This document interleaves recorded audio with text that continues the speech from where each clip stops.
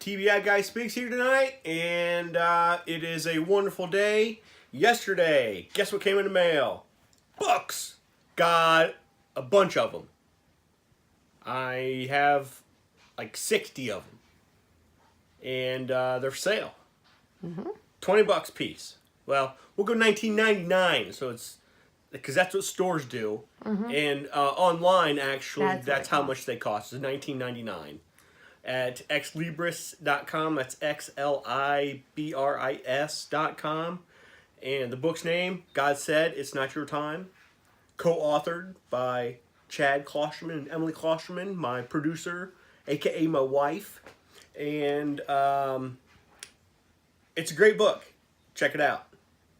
Send it to your friends. Buy it for your friends. Buy it for your family. It's a good book. This week on The Virtues, we are going to go with courage. The ability to do something that frightens one.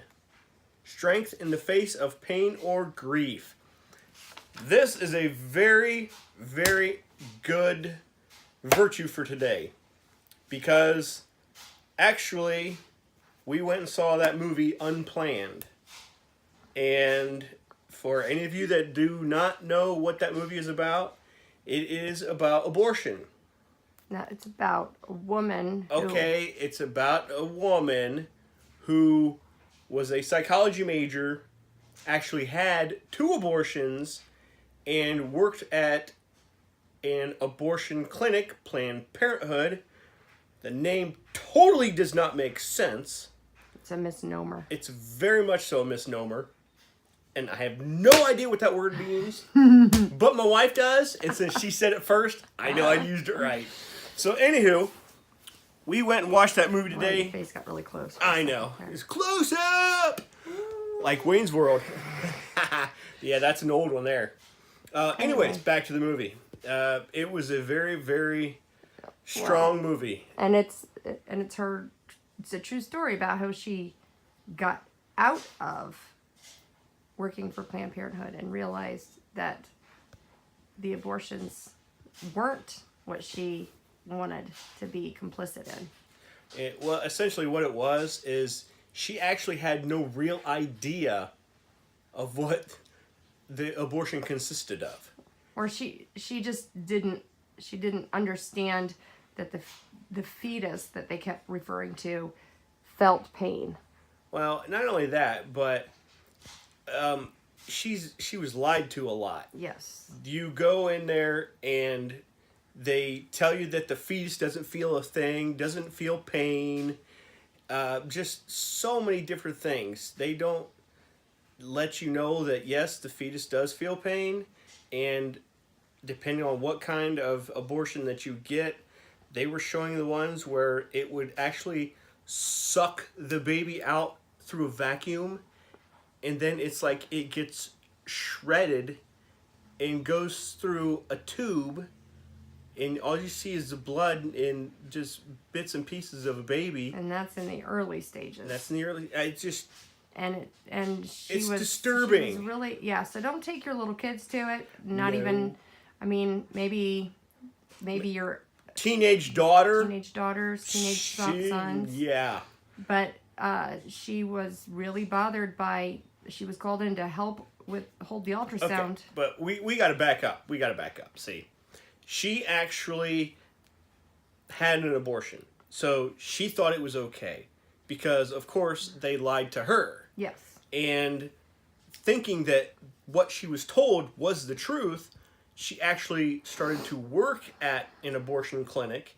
And once again, she believed everything she was told. Yes. Having never been back there during an abortion, she would be the one that would try to... She was the counselor. She was the counselor. So she would talk to the women, sometimes young girls like 15 years old, and explain to them, oh, the fetus won't feel a thing, and just lie after lie after lie. And her ultimate goal was actually to lower the number of abortions.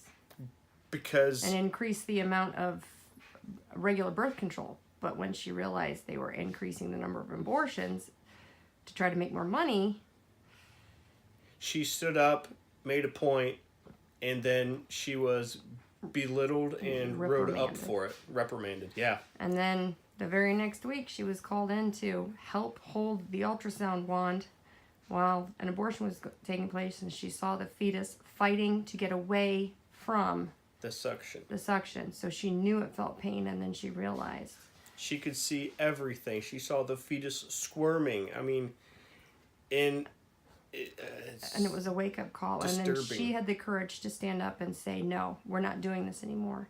And face... Well, she wasn't doing it anymore. Right. But she said, I'm not doing this anymore. I'm not supporting this anymore.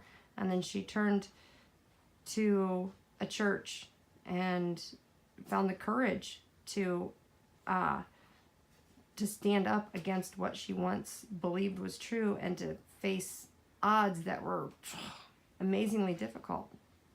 Essentially, the main director of the clinic that put her in charge, because she was the youngest woman to ever be in charge of an abortion clinic, and how you could be that and never really know exactly what happens in there. Well, it was the naivety. It's mind-boggling, because she believed what she was told. Mm-hmm. And then, of course, she believed in the women's rights things and that your body is your body and women should be able to do what they want with it. Okay, that's fine. However, murdering a child is not fine, especially when you see the way they do it. It's extremely disturbing, and her courage to go up against them was phenomenal. She was then taken to court by that very same director, or whatever her... Planned Parenthood.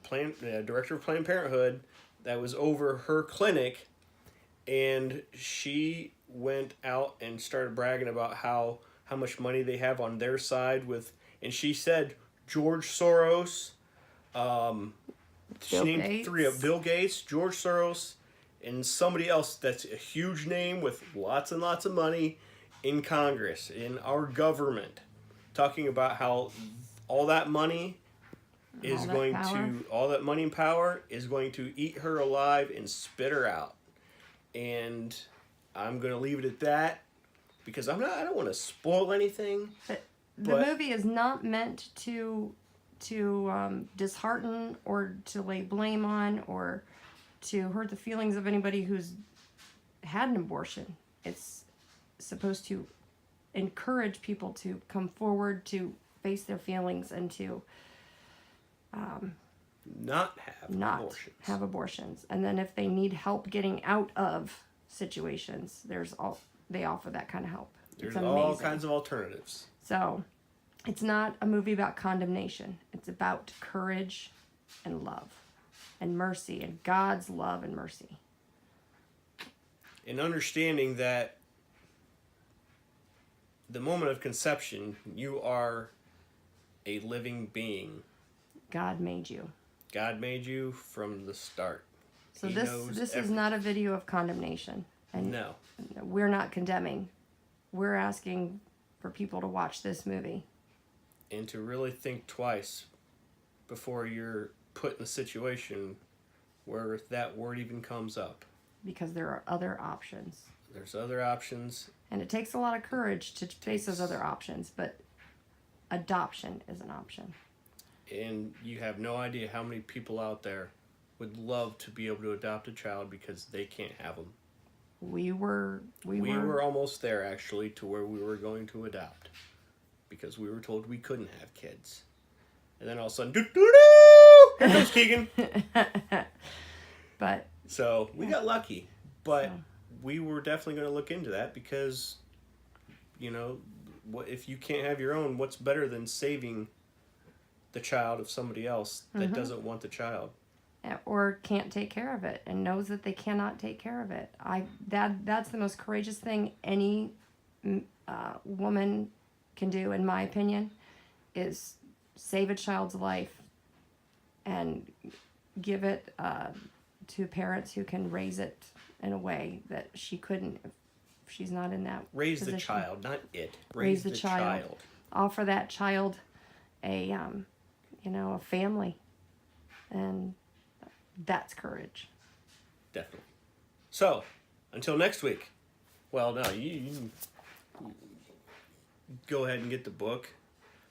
If you're from around here, obviously, contact me. I'll sell it to you for $19.99, and you don't have to pay tax or shipping, which is what you'll have to pay if you order it from somebody. And if you do feel like you need to order it, go to Xlibris.com. Xlibris.com. Also, if you friend me on Facebook or you ask to be my friend, because I am a friendly guy, there's a link on there that will take you straight to Xlibris website with the direct page of the book on it, because I'm telling you right now, that website is a pain in the butt to try and get to where you want to go and find what you want to find. Most websites are. As most websites are. Yes. Right. So, like, subscribe, share, and get a book. Till next week. God bless. God bless.